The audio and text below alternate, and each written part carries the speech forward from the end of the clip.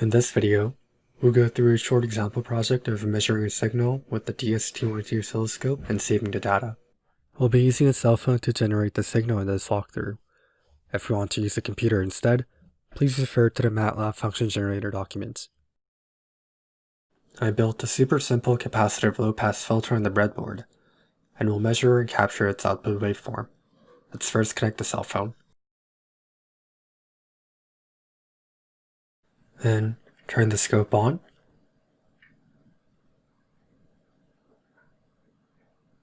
And connect the probe to the circuit.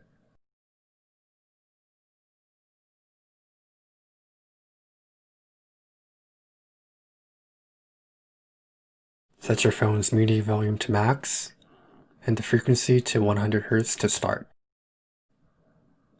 Press the play button. We can already see a running waveform, but it doesn't look quite right yet. Let's first change the time division.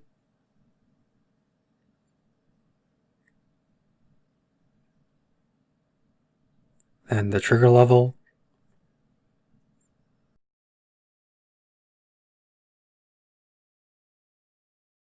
And lastly, the voltage division.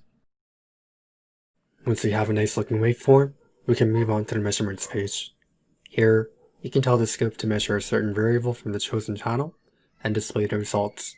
The first tab is already set to measure the frequency from channel A, so we'll move down to the second tab, enter the submenu, and set it to measure peak-to-peak voltage from channel A. The top two measurements are shown at the bottom of the screen.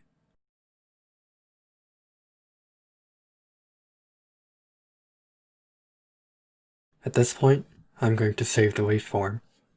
Enter the File Manage submenu, and you can save the measured waveform to any of the shown data types. For now, we'll save the waveform as a BMP and also a CSV file. The BMP file will save an image of the waveform you see, and the CSV file will save a data table containing the numerical voltage values the scope measures at a given instance in time.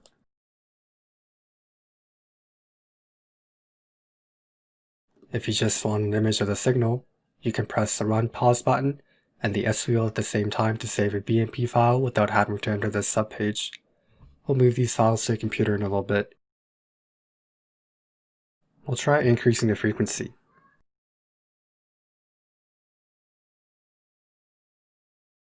We can see that the measured waveform is attenuated, as we'd expect from a low-pass filter that rejects high-frequency signals. Here, we're measuring about 1.3 volts peak to peak. And back at 100 Hz where we started, we measured over 2 volts peak to peak. At 1000 Hz, the amplitude is significantly lower than where we started. We're measuring just under 1 volt peak to peak now. So let's save this too.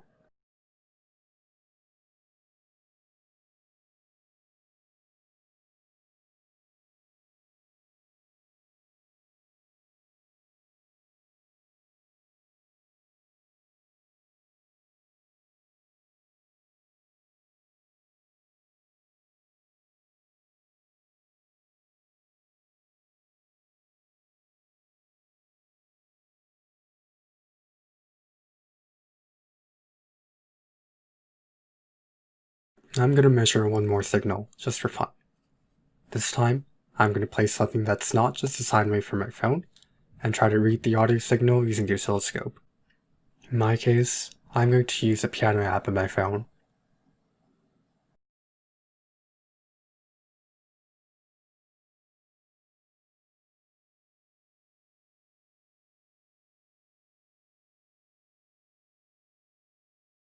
When you do this, remember to max the media volume on your phone so that the signal is more easily visible.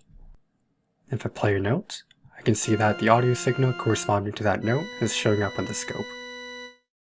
I'm going to try to play chopsticks now because that's the only thing I can play. And what you see on the scope here is a signal that would have normally been delivered to my earbuds. So that's just something for fun that you can try as well, now you have these tools at home.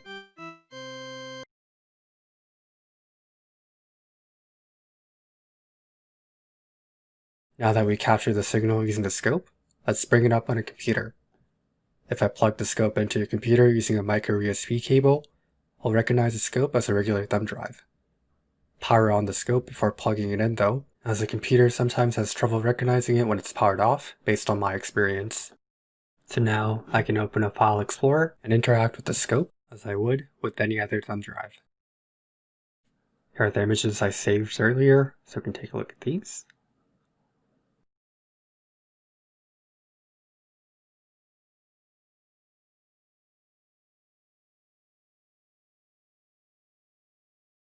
And I can import the CSV file into programs like MATLAB or Excel to do any sort of data processing I need to, or just plot them if I wanted to.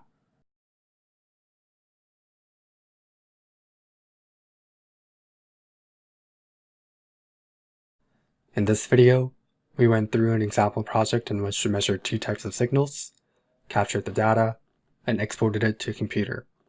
You should now have the basic knowledge you need to get started on your ECE labs.